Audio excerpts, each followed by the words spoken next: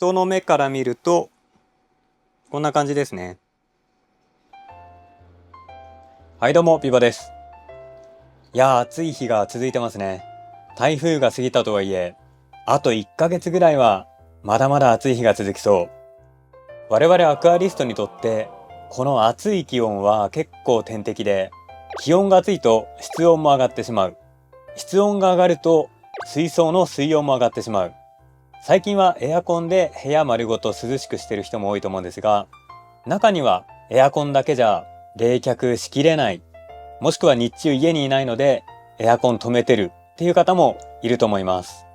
本当は水槽用のクーラー、水槽一つ一つにつけれたらいいんですけど、特にこういったペルコとかの小型水槽、なかなか水槽用クーラーつけるわけにはいきません。多くの人は冷却ファンとかで対応していると思います。今回の動画はこのペルコに冷却ファンをつける動画です。実はこのペルコ発売したのが今年の冬なので、ペルコにとっては初めての夏になります。もうこれは誰もまだ迎えたことのないペルコの夏。小型水槽なので予想通り水温はとても上がりやすくて管理が難しいです。今ペルコを使っている方はいろんな方法で水温対策はされているかと思います。当チャンネルでもこのペルコの高水温対策はいくつか動画に出していて、最近紹介したのはこの100均のクリップをつけた小型のファン。このクリップタイプであれば一般の冷却ファン使えないような曲面ガラスの水槽でも冷却ファンを設置することができます。もうちょっと前の動画ではこの手軽2、これはクーラーとヒーターが一体型になっている小型水槽用のクーラー&ヒーターなんですけど、こんな感じのアタッチメントを 3D プリンターで作って、このろ過槽部分にガッチャンコすることでペルコの水温管理する方法を紹介しました。このアタッチメントとかこちらのクリップ式の冷却ファン、作り方や紹介動画は下の動画説明欄からご覧いただけます。興味のある方はぜひご覧ください。そんな感じでいろいろと工夫をしながらペルコの冷却についてはいくつか動画アップしてるんですが、今回の動画も結構手軽に、手軽ってそれじゃないんですけど、結構お手軽にペルコに冷却ファンを取り付ける方法を紹介する動画になっています。今回の特徴はなるべく見た目をスタイリッシュに、そして相変わらず100均でっていう感じですね。今回のも結構低コストなので、ペルコを使っている方はぜひこの夏の高水温対策の参考にしていただければと思います。まずこちらは前回の動画で紹介したクリップタイプ。取り付け簡単といえば簡単なんですけど、ちょっとライトを遮っちゃいます。これ個人的にちょっと気に食わなかったポイント。当然斜めに取り付ければ水槽の斜めから風を当てることができて LED の光遮ることはないんですけど、これもちょっとかっこ悪いっちゃかっこ悪いですよね。あとこのコードとかが結構目立っちゃう。こんな感じで水没させちゃう危険性もある。やばい、これ動くかな。ペルコは見た目がとてもスタイリッシュでデザインがいいので、このデザイン性をなるべく損なうことなく冷却ファンを取り付ける。それが今回の紹介する方法になります。今回も取り付けに関しては100均のアイテムを活用しています。まずファンを取り付けるパーツとして、こちら左がマグネット用の取り付けパネル。これはただの鉄板なんですけど、表面が白く塗装されています。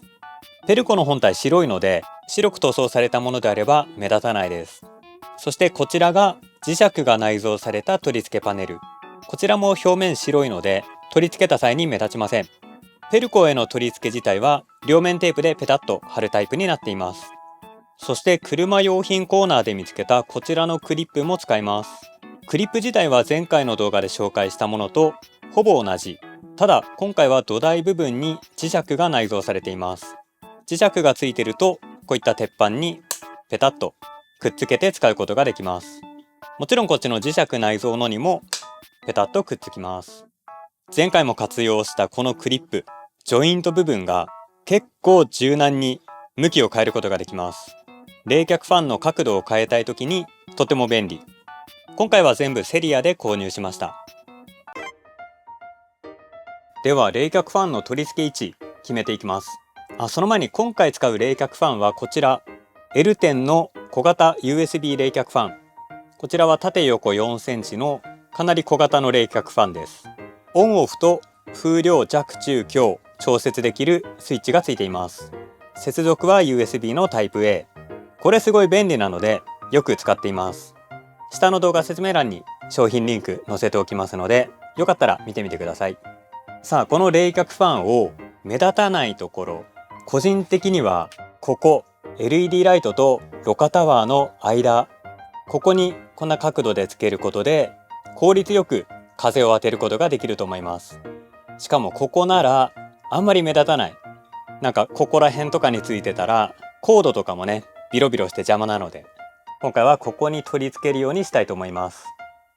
では取り付ける位置なんですけど、さっきの例で言うとこんな感じに冷却ファンを取り付けたいです。まずこのクリップを冷却ファンにくっつけます。こんな感じでしっかりと挟むことができます。一応クリップの先端が羽に干渉しないかだけ確認をしておきます。あとこのクリップかなりギリギリなので、例えばこんな感じで浅くつまんだ状態だとすぐ外れちゃいます。このフレーム3本三角形に走ってるんですけど、このフレームのない面をしっかりと挟み込みます。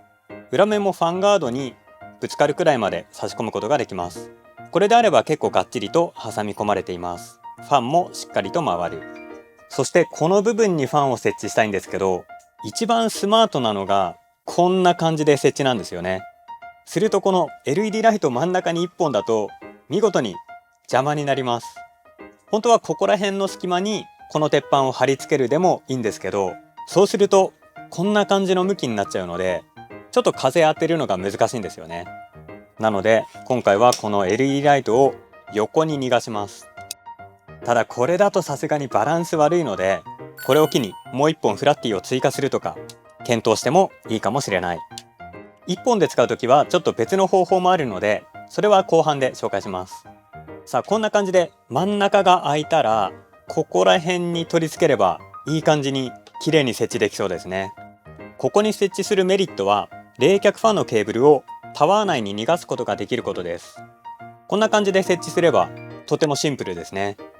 では鉄板を取り付けるんですが、取り付ける位置はこのフラッティの3個目と4個目の LED 素子の並びあたりがいいんじゃないかなと思います。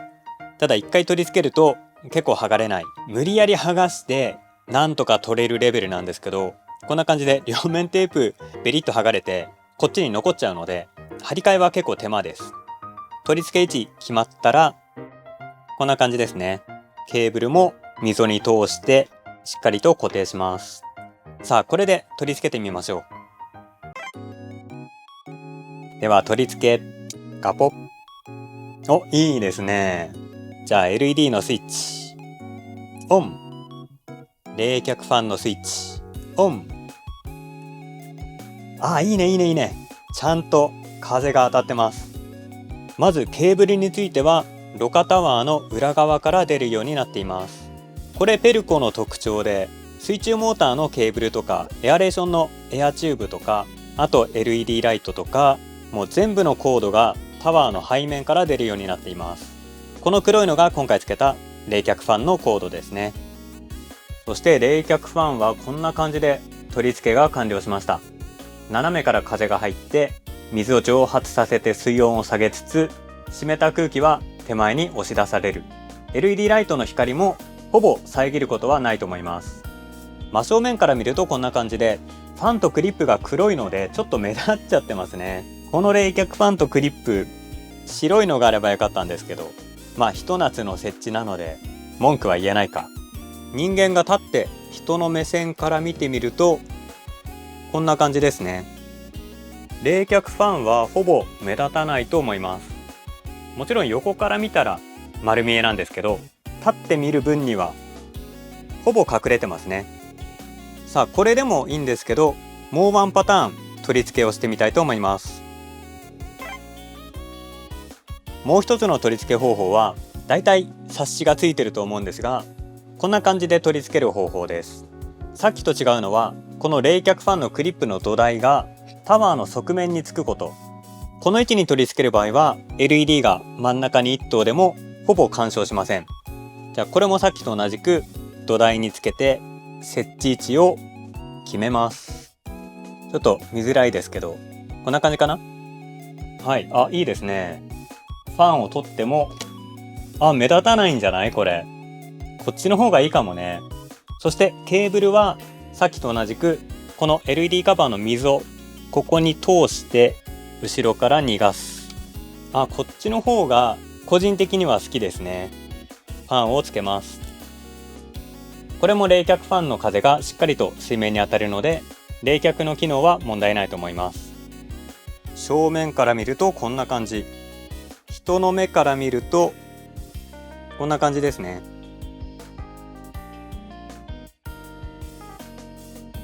LED の数1個のままでやりたいっていう人はろ過タワーにつけた方が簡単だと思います。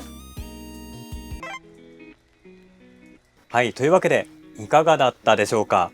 ペルコのデザイン性を損なわず冷却ファンを簡単に設置する方法2パターン紹介しました。そういえばこれはどうしたんだっていう話なんですけど、実はこれ本当はこのタワー付けの時に使おうと思ったんですけど、プラスチックの表面結構滑っちゃってファンのクリップが回転しちゃうんですよね。滑って回転しちゃうので、使用中にこんな感じで傾いたりしたら危ないので、今回は使用をやめました。ただこれ磁石になってて結構便利だと思うので、ペルコの裏面とかにつけておくと、なんかピンセットとかハサミとかメンテナンスツールとか貼り付けておくのに便利かもしれない。ちなみにジェックスのマグフィットフロートは残念ながら反発する向きになっているので、こっち向きならつくかな。今回の方法を試すにはマグネット用取り付けパネルプチ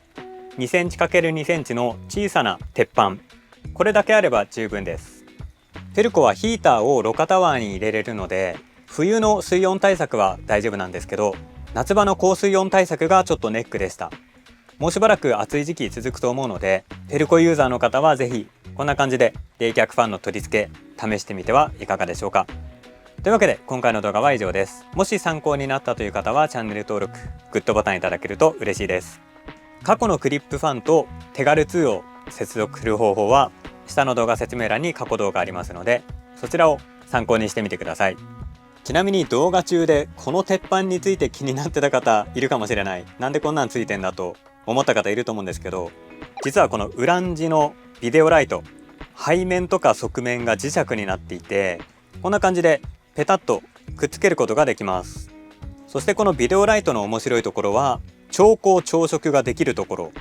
つまり何ができるかというと、こんな感じでゲーミングペルコの出来上がり。何に使うんだと言われると困ってしまうんですけど、何かに使えるんじゃないかと思って過去に試したものでした。動画にはしてないので今回 YouTube 動画では初披露かもしれない。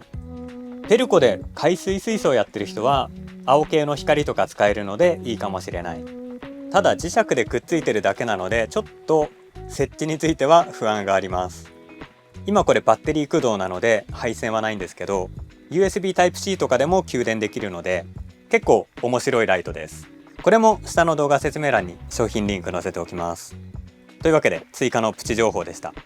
ペルコでいろんな色のライトを使いたい人は検討してみてください。それではバイバイ。